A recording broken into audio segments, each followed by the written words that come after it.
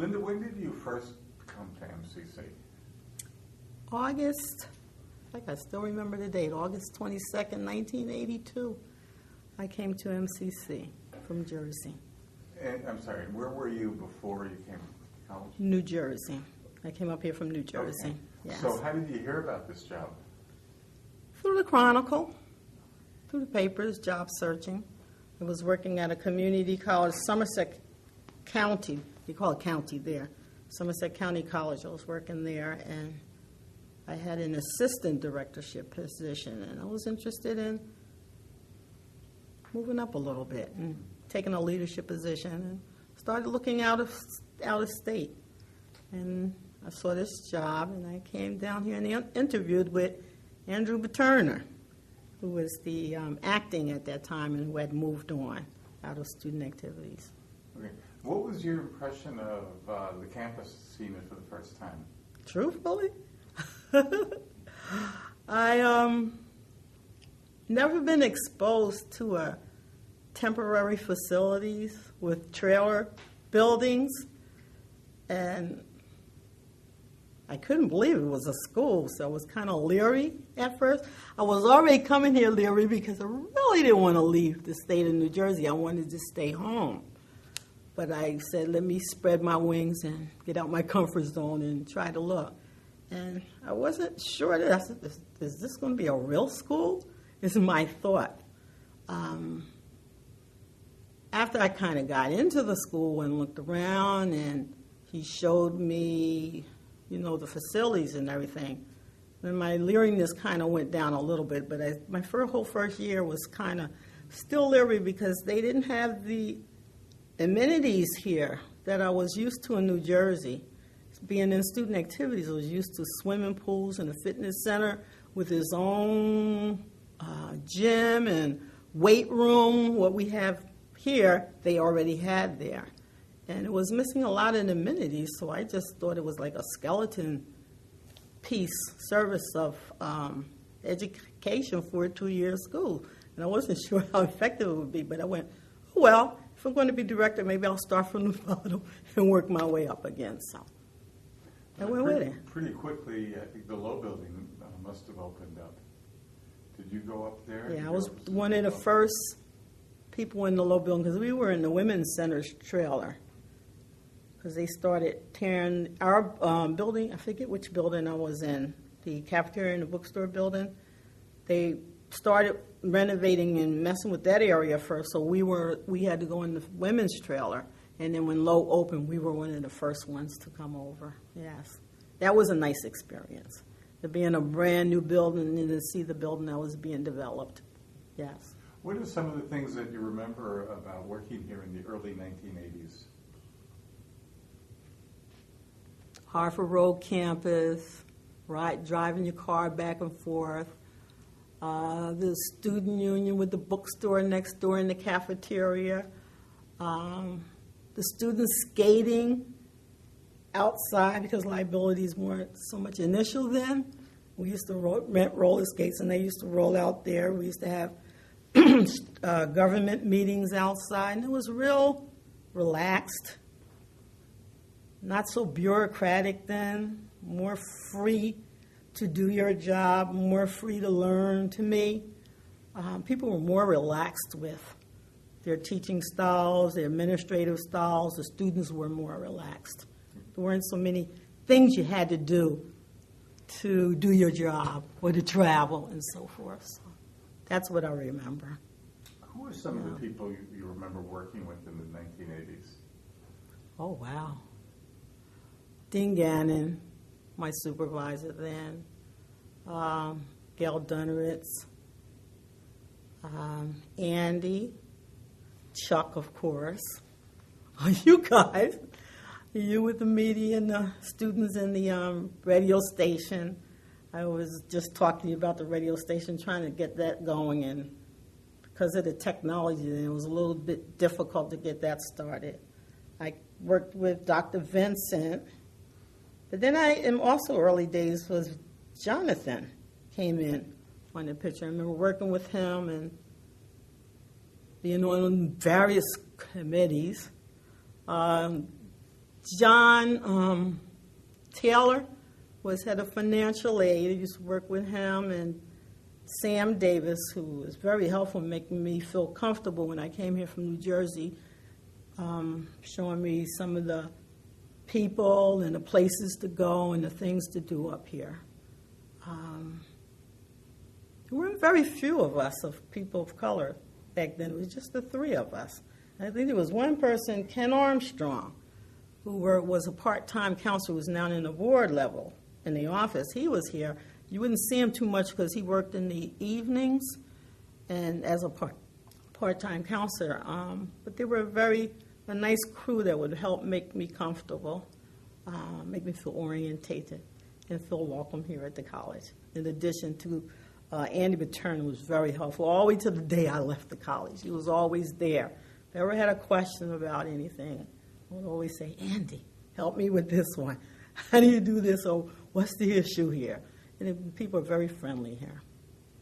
And what were some of your impressions of the students? Were they different than the students you encountered in New Jersey? Not really. Really. Students in an educational setting have their own kind of persona, and they were pretty much the same there. There was only a couple of areas that stands out that I remember quite vividly when I was talking to this student of color one day, and we were talking about Malcolm X and his movie that was out. And I talked about the book with him. I said, that's a very good book. It's one of the books we had when I was studying in New Jersey. And he stood at me and he looked and he said, who's Malcolm X? I said, you don't know Malcolm X? And I leaped up to him and I quietly said, don't ever tell nobody that. You never tell nobody that. I said, they don't teach black history here? They don't teach it in your school? And he was like, I'm like, what kind of students are up here that don't know their background, where they come from, and understand their history? And it's good to know American history and Western Civ and that kind of history, but how can you operate and look for a future when you don't know where you came from? And I remember talking with him and talking to, who's our state legislator? I'm forgetting her, Marianne Hanley, in the early days, because they were teaching classes at UConn. They were doing seminars and stuff, and I remember talking up and talking about this important piece missing in the school system and something very essential that the students needed to broaden their educational experience. Yes. How did your job or the college change over the 25 years you were here? Oh my God. There was some, excuse me, Lord, I didn't mean to say that. Yes. Well, the laxness in how we operated was the key thing that I noticed. First thing, and I already talked about that. The other thing that changed, the changing of the technology of the school, when they were all the politics of becoming technical and then not being technical, which I didn't understand. That was a big change.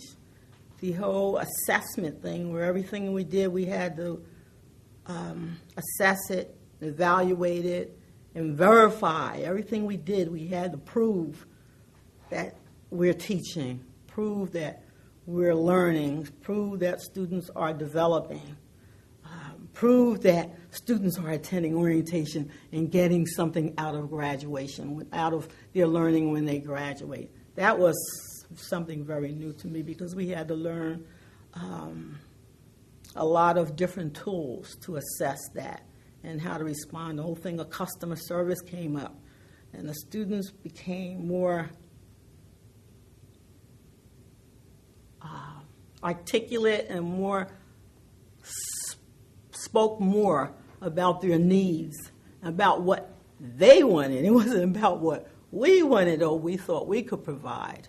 We had to hear the students out. It was a whole new era where we really had to listen to the students and hear what they wanted and evaluate what they wanted and then try to provide that for them. that was different too. The mergers was different. Everybody started responding and behaving different and learning different and relearning because the stuff we learned, we had to learn the new technology. Everything became very technical. Everybody had computers on their desk, and with all those changes, we were always trying to pick up something new to learn to make our jobs, to have the tools that we needed. And that part I like, because I like going to the different seminars, going to the different classes, and getting away so you'll be away from the job so you can think differently and work with different learning styles and conferences and meet with other colleagues and learn stuff to bring back to your job that I like. Can you think of any humorous situations that you went through during your time here? Humorous? No, not off the top. Okay. No. Okay. How about highlights? I mean, is there a particular highlight or several things that you're particularly proud of that you were involved with or proud that you accomplished here?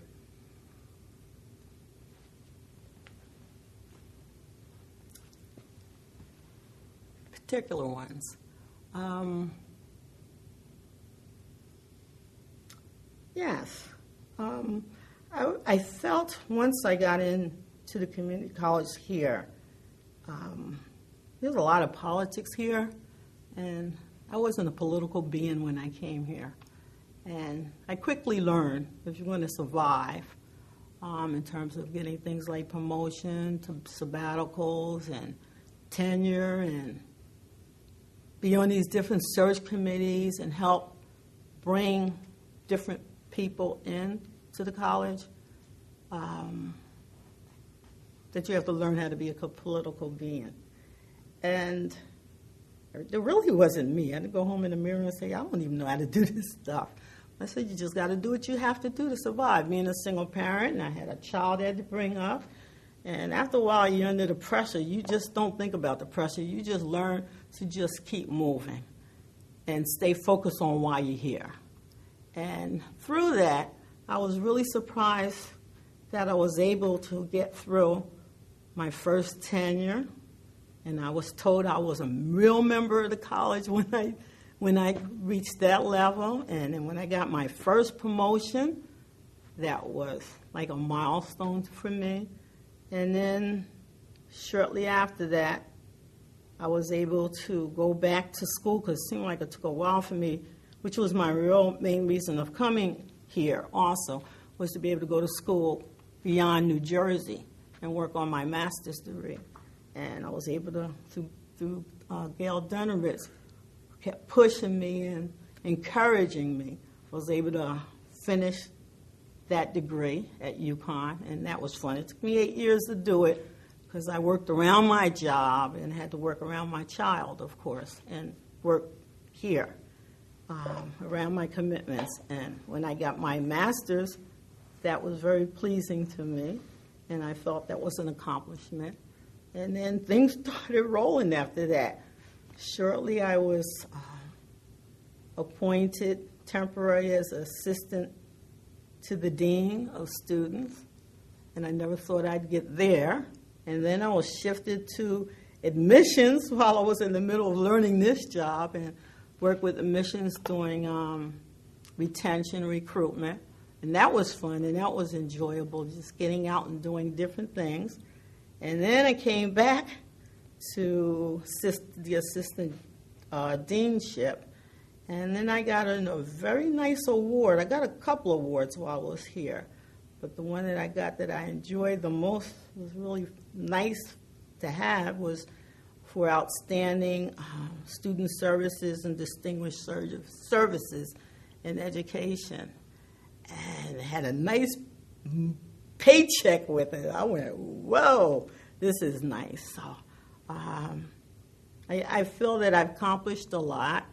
When I was here, the best project I think I did when I was working with the students was when we were able finally to make our elections technical We computerized it so that we didn't have to do the ballots, because I used to hate to stay here till 2 o'clock in the morning counting ballots and recounting them to make sure that they were accurate.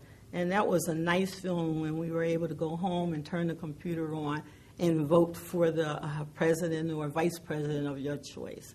That was right. David Flynn was very instrumental and spent many hours working with us to pull that together. And I think that was the project that I was most proud of when I was working on the student activities. Imagine that you were talking to someone who just got hired by Manchester to start their career work. Okay. They were going to start next month. What Okay. advice would you give to this new hiree? Well, beyond tell them how important it is for them to navigate the system as early as possible, because I'm a person who definitely believes in your tools, and beyond the academic training and preparation you have, which you bring here, you need to have the right tools and know the right people, because partnership was very important. I missed that when I was talking about the changes.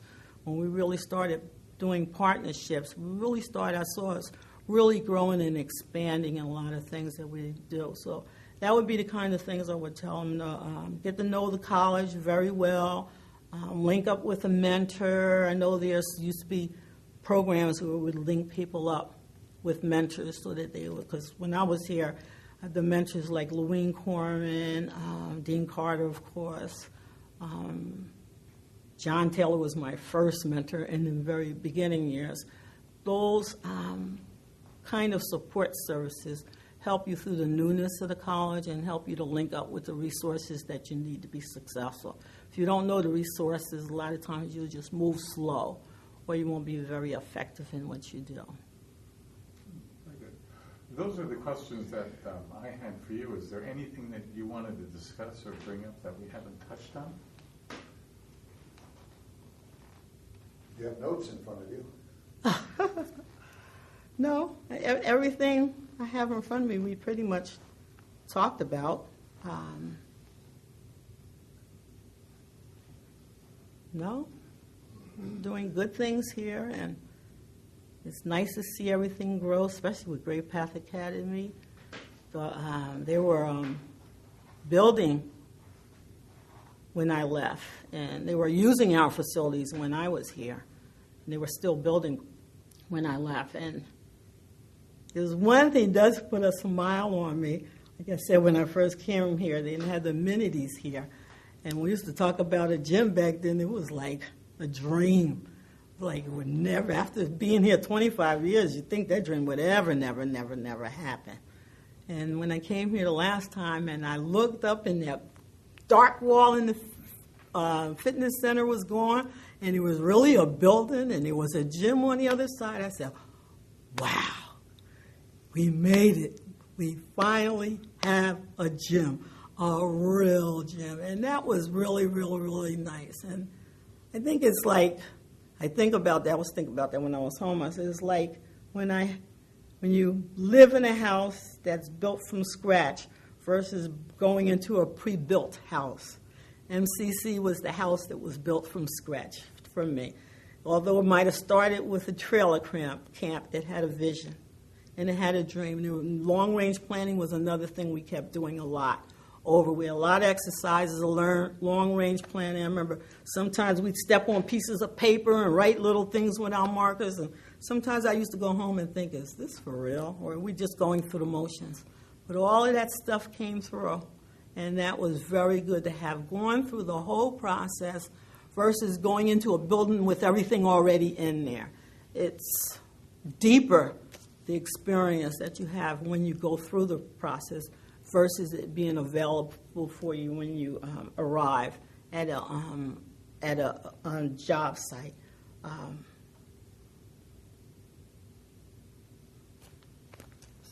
Just wanted to share that piece. The gym we made it.